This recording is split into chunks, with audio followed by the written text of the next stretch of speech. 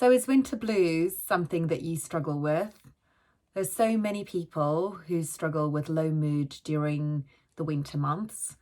And as we're approaching the shortest day of the year, we really need to think about how we can support our health, our thyroid, our Hashimoto's, if you're dealing with that, or low mood, by thinking of ways in which we can improve our exposure to light. So, light exposure is a critical part of feeling healthy and happy and energized and having optimal mood and having optimal immune function.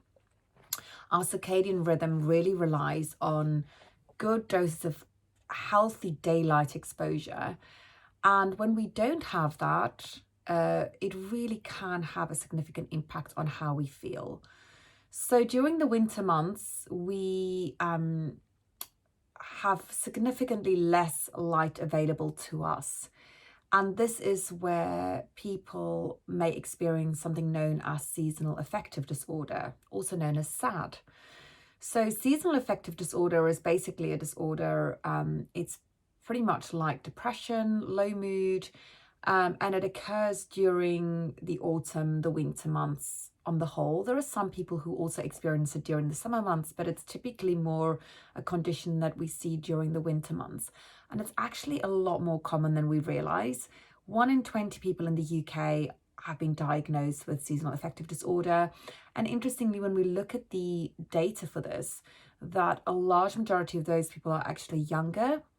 And I think one of the reasons for this is because we are much more aware of it today, where my generation and even my parents' generation weren't completely aware of it. So there are less people seeking support with their seasonal affective disorder, where younger people are much more aware of it and going to their GPs and asking for help and support. So what are the typical symptoms that we like to see if someone has got seasonal affective disorder? We're likely to see that someone might have difficulty sleeping, so they might be having problems with insomnia.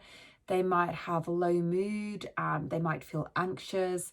They might have, sort of typical depression symptoms where you've just lost interest in sort of general life and not really wanting to do anything. You might have changes in your appetite as well. So I typically see people who have increased need for snacking during the day because they're needing to kind of create energy and also support their mood by eating.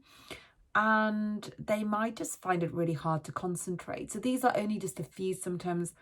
There are definitely more symptoms that's associated with seasonal affective disorder. So what causes seasonal affective disorder? So when we think about the way our bodies work, we're energy beings, we require a lot of light to penetrate the eye, and that kind of signals our what's known as our circadian rhythm. So your circadian rhythm is basically the bit that controls your serotonin and melatonin cycle, so the bit that makes you feel good and enables you to sleep. But when we don't have enough light exposure, and I'm talking about daylight, your natural light that we get outside, exposure, we do find that that has a direct impact on the body's ability to produce serotonin. This gets more complicated because we know that around 90% of serotonin is produced in the gut. So when you're dealing with someone whose diet might not be optimal, they're eating a lot of processed foods, they're having a lot of sugar in their diet, and on top of that, they're living in the northern hemisphere where they might not be exposed to sufficient levels of daylight, this can become quite problematic. So it's not surprising then that people start to experience problems with seasonal affective disorder. So when we think about the typical things that can be impacted, so when there's issues with your circadian rhythm and you're not getting enough light exposure, we have a direct impact on our endocrine system.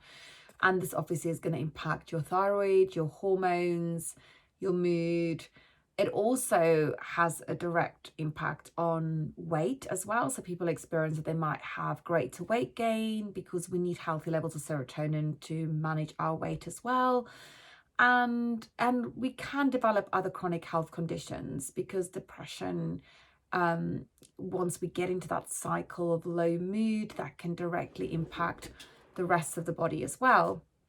So in the winter months, we just don't get that light exposure. So let me just explain to you how that works. So in the summer months, typically, what we have is, well, it depends on where you are, obviously, in the world. You know, some of the southern hemisphere countries will have even greater light intensity. So light intensity is kind of the measure. They measure it in lux. And typically we would see that we would get around anywhere from 2000 lux on an overcast day during sort of the summer and spring months, to something like 20,000 lux when you will be in the shade on a summer day, to 100,000 lux on a sunny day in the sun. So we're getting a huge amount of light intensity exposure. Now, in the house under artificial light, you'll only get up to around 500 lux. So even in the winter, when you're thinking, oh, I've got lots of lights on in the house, I'm getting light exposure, you might not be getting sufficient light intensity and what you really need when you're only in normal artificial light providing around 500. So it's really important that you look at ways in which you can supplement this and support your body. So let's have a quick look at some of the options then. So when we think of light boxes, they are currently one of the things that's scientifically been shown to positively impact people with seasonal affective disorder and people with depression. So research have shown that just 20 minutes exposure of 10,000 lux of a light box can improve people's depression scores. So this is clinical trials they've done with groups of people, and they've compared the depression scores before 20 minutes, after 20 minutes, and then they've also extended the time to 40 minutes and 60 minutes. And what they found, that 40 minutes delivered a better result, but at 60 minutes there was no significant improvement. So the greatest benefit really came from the first 20 minutes. So even just 20 minutes in front of a light box or some form of light therapy that's specifically designed to support people with seasonal affective disorder and has 10,000 lux available to you, is going to potentially make a significant difference to your mood, your anxiety, your appetite, your immune system, your sleep, your hormones, your thyroid, and just your overall health and well-being. So it's such a simple hack that we could all be incorporating into our days just to feel better and feel more energized and have better mood. So what are there's a few things that I would recommend that you look at when you're looking to buy a light box. So I call them a light box because they're just literally a box. So my light box, I love my light box, and it makes a significant difference to me because I definitely find that I need that additional support during the winter months, and it definitely has a positive impact on my thyroid, my energy, and my overall mental well-being. So when looking for a light box, you really want to make sure that it's going to provide 10,000 lux as a minimum. So that's what I would say is your first thing you need to look for.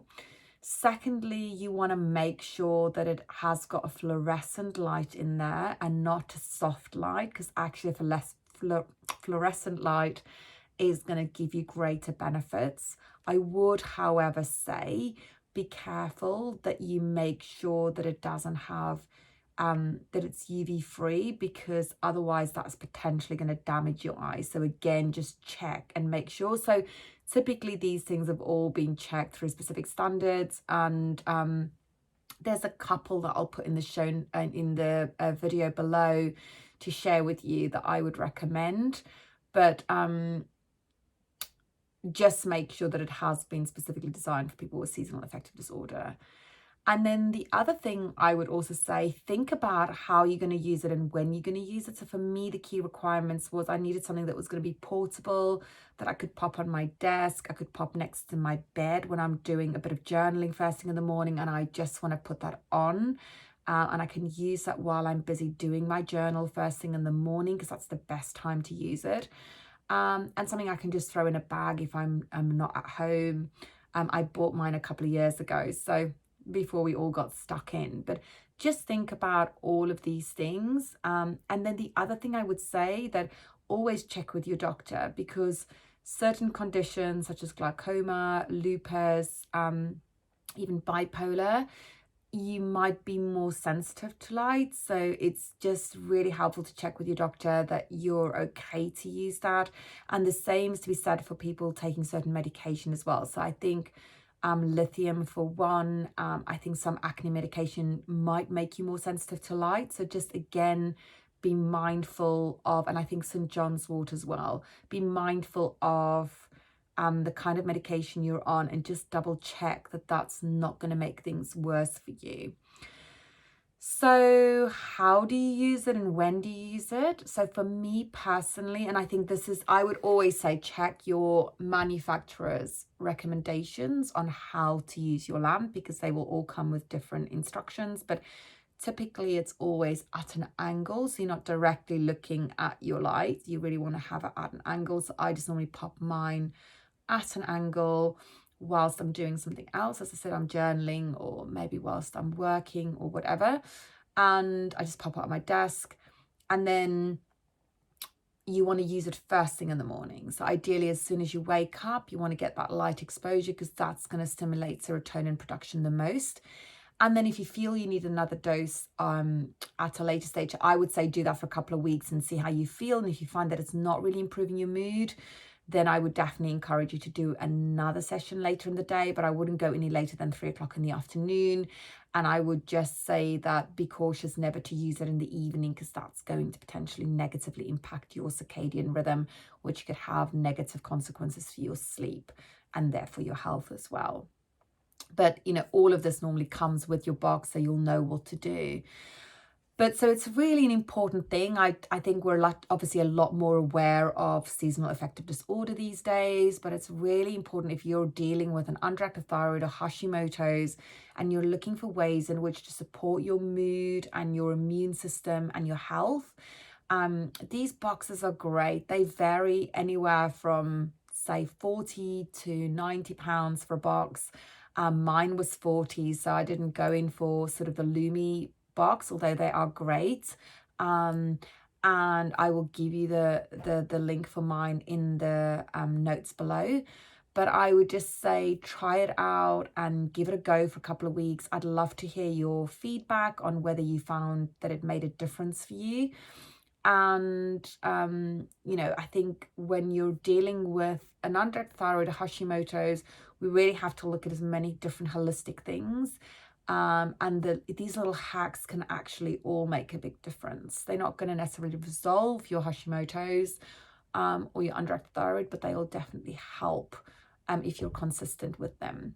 If you would like some more support and guidance and help with your thyroid, and you're not really sure what steps to take, you can go and watch my masterclass, which is 5 steps on how to reboot a sluggish thyroid, and the link is in the notes below as well.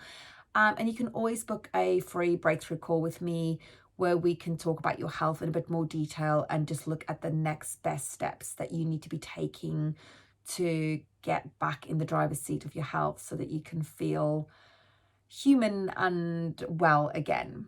So I hope you found this helpful today. Please let me know in the comments below. I'd love to know if you found the video helpful, and I'd love to wish you all a really lovely 2nd of December. So it's definitely, we're in the zone for Christmas.